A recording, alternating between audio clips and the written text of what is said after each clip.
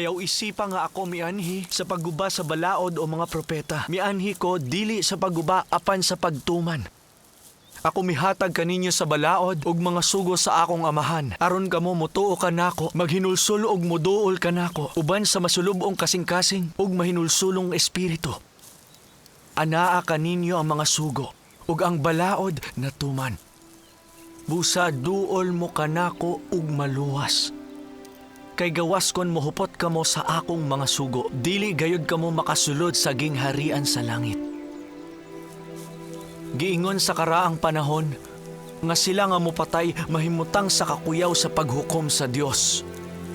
Apan kadtong may kasuko sa iyang igsuon, na miligro sa iyang paghukom.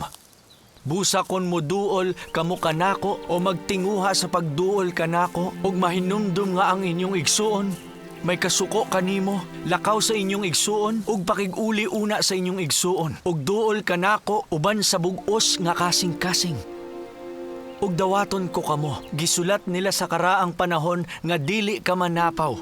Apan kadtong nagatan-aw og babae sa hugaong huna-huna, nakapanapaw na sulod sa iyang kasing-kasing. Ayaw ninyo itugot nga kini mo sulod sa inyong kasing-kasing. Maayo pang hikawan ng kaugalingon niini, diin kamo mopas-an sa inyong krus, kaysa itambog sa impyerno.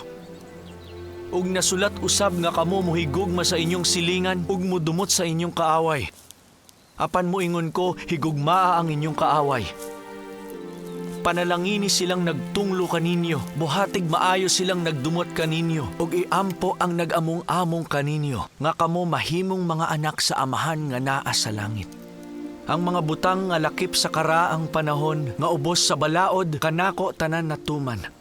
Ang karaang mga butang milabay na, ug ang tanang butang na bag-o na. Busa manghinaot ko nga kamo mahingpit sama kanako o sa inyong amahan sa langit nga hingpit.